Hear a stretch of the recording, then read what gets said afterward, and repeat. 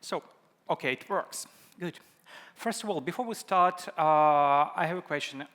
Who in the hall has to do with digital marketing in SaaS? Please raise your hands. Okay, this might be very useful for you. Everybody else, you enjoy. I'll try to make it a show, not a learning experience. I used to cram knowledge in the heads, so it's not fun. And because I do cram knowledge in the heads of people for like 25 years doing digital marketing, today I invited 4 other participants to this stage. And again, quick, who can name, please don't do just in your head, all 4. Who knows all those 4 on the screen? Yes, and that actually was my test before I did this deck. Nobody, including me, would name all the 4 people. But today we'll learn from them, and we'll learn about digital marketing and apply it to results.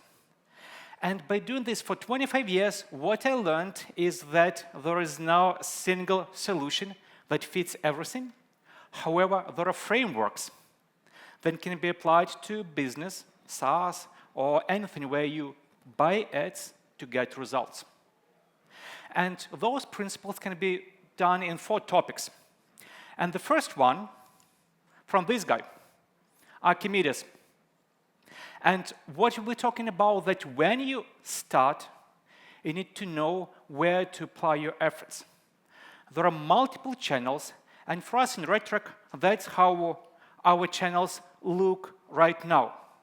However, 6 years ago, it was only search and only paid search, because that's the only thing I was good at. I was good at running Google Ads, so we did Google Ads. Our head of marketing was really good in niche partner publications, and that was the second thing we done, only 2. With time, it evolved based on how we accumulate experience, how we saw what's working, what's not working, what's driving our results. So first secret to getting marketing to business results is know your channels. And if somebody says, hey, this channel is good, this channel is bad, nobody knows. You need to know what's good for your business, for your product in a given moment of time. Because as you evolve, that might change.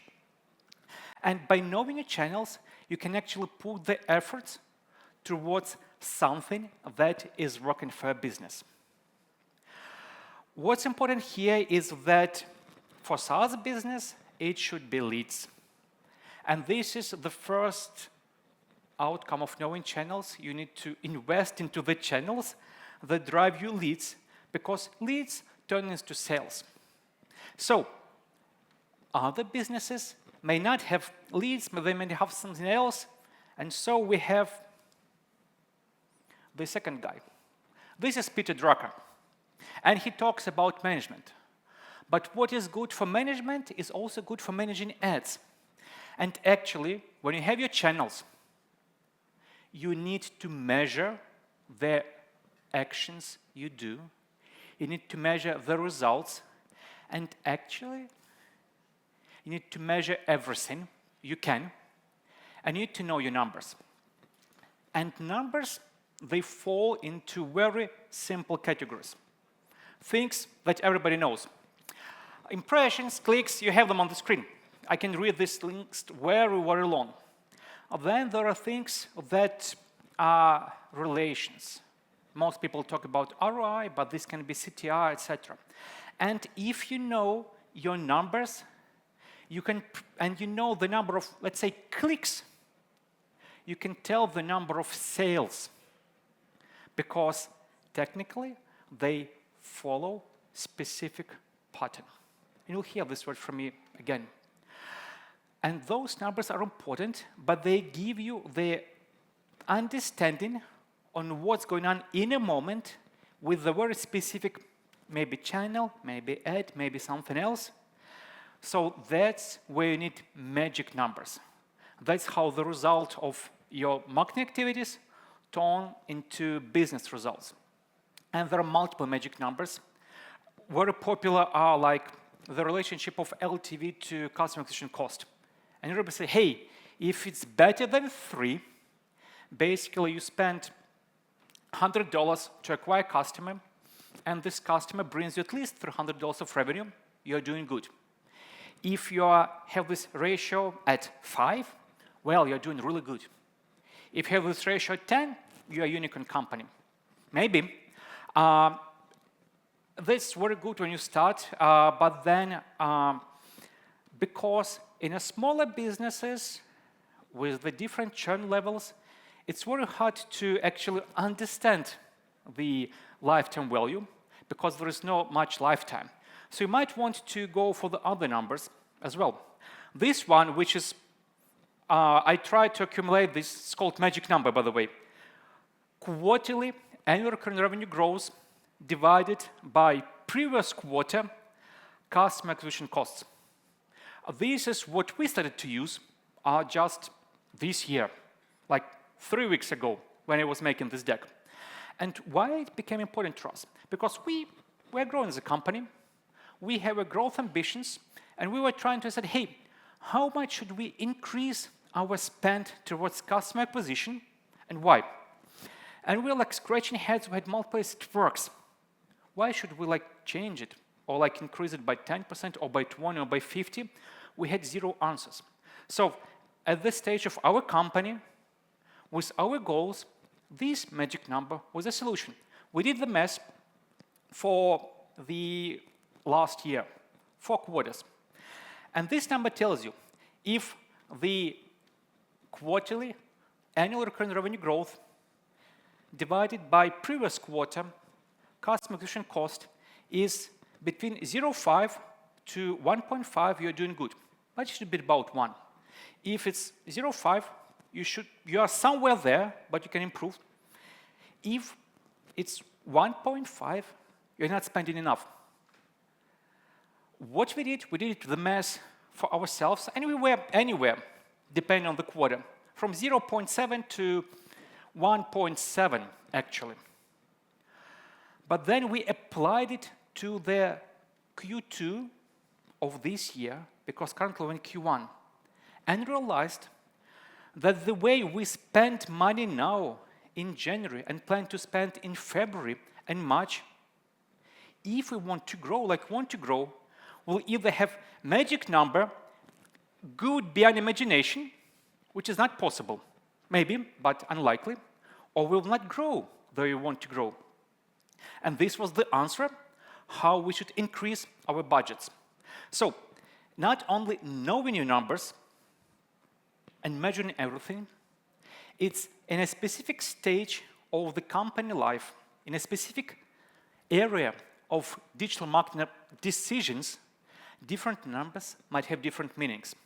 So, start by knowing your numbers, and knowing numbers you need to measure everything, but then experiment to pick up the right number for the right task. And then you have your answers, and you can apply them, and you make difference. So, when you know your numbers, you have data, you have analytics, but especially in software as a service business, and in any business where you acquire customers and they have more than one step to make a decision, there is another truth. Nobody actually knows 100% what is working. And this is, of course, about statistics. And as a sociologist, I can tell you, we have a joke. Don't tell us questions. Give us numbers.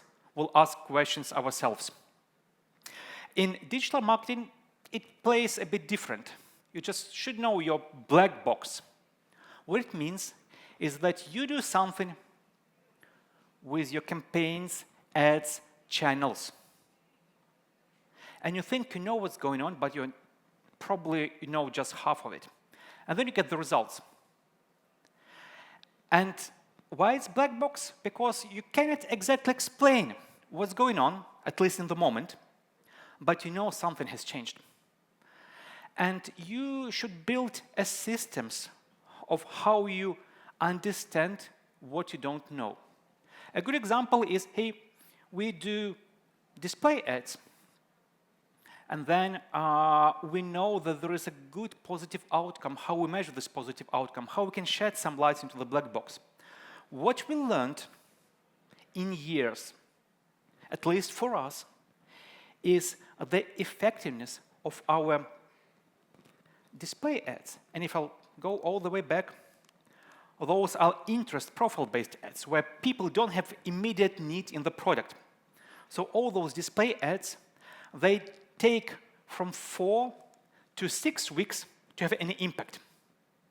And if you just measure the month's result, 0. If you use attribution tools, we are our attribution tool ourselves. We know how to do that. They gave 0 results. But if you switch them off, you get bad business results. And we learned it by switching them off. And we realized that if we switch them off, so in about 4 to 6 weeks, we'll get a drop of quality leads. Okay, so we don't switch them off. Nice. That's how we started to understand the black box. But how we know if we run them good or not? What else can be done? And we measured, because we measure everything, we realized that in the same 4 to 6 weeks after launching some campaigns, we get a jump in brand search keywords. So basically, we start to do a lot of RedTrack ads, a new channel in January. In March, 10% more people search for RedTrack at Google. And that's how we can now understand that some campaigns are better than the others. Because we do some campaigns that get 10% increase. We do other campaigns, they can get 15% increase. Okay, that other campaign is highly likely better, but it's still a black box. So sadly, I wish it could be the other way. You cannot blindly trust the numbers, especially with specific ways about specific campaigns. Magic numbers, maybe. Performance numbers, no. You need to build a system of understanding how one actions impact the others without direct relationships. And that's your black box. How you do that? You do this by studying the patterns. What I do every day for the last, how many years here? 5 years. Well, it's not all numbers are here. They were 0 before that. I check leads. How leads are getting into our pipeline, like at 9 a.m., around noon, around 9 p.m., because we do worldwide sales.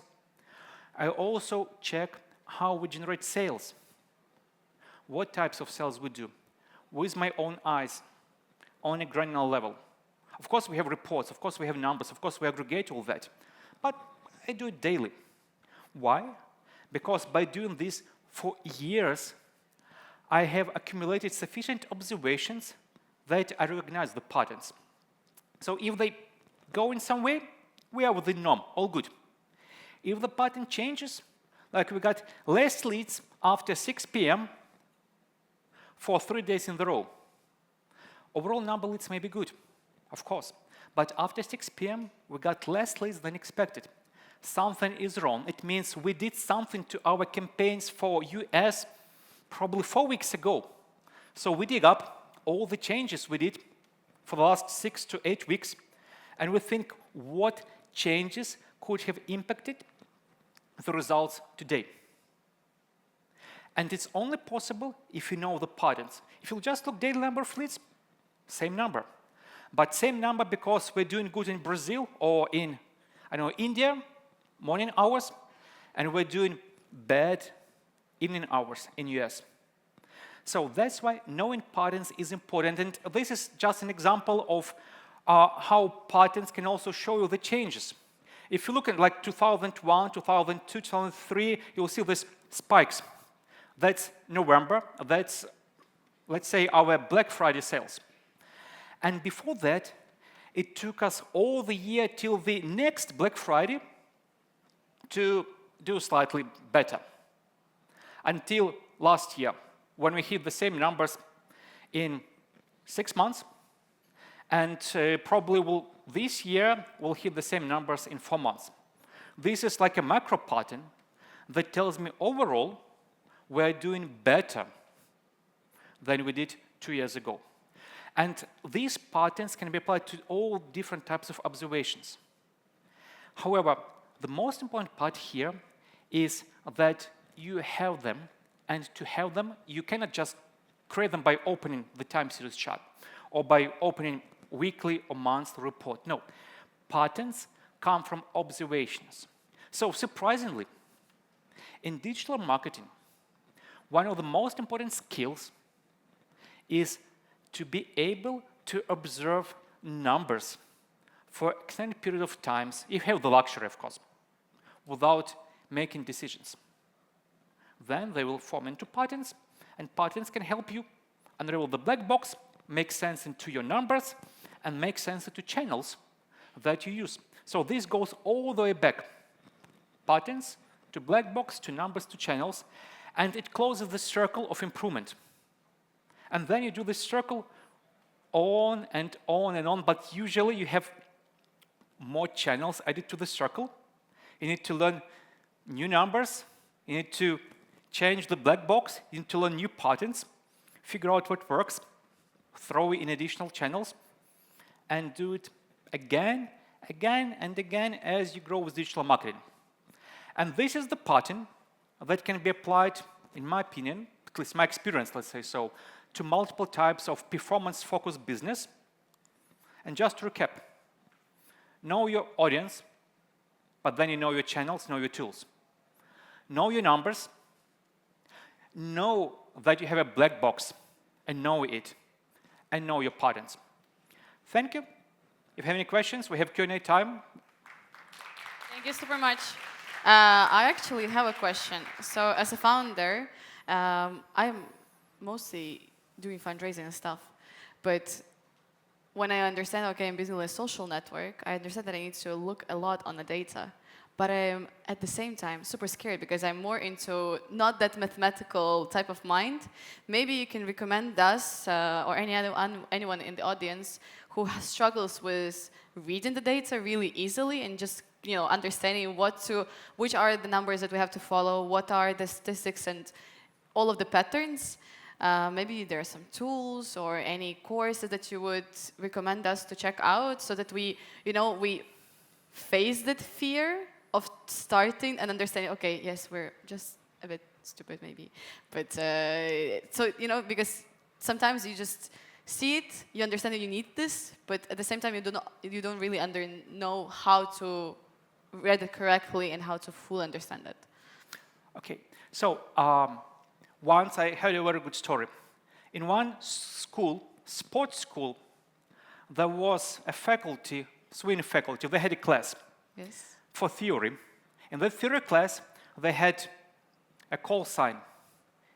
You need to swim to learn to swim. And this is very true to many things. So of course, you need to learn. Learning should be fun. You can find multiple ways to learn how to read numbers, pick up the one that suits you. Nobody is born with the skills to read numbers. We are born with other skills. I mean, we are humans. We still follow the evolution of thousands of years. We are more likely born to hunt and gather food and eat than to measure numbers. However, to get sense, you just need to practice. Mm-hmm. So pick up any course. Just as long if you'll pick up course, take some skills, apply them to reality, you'll get better.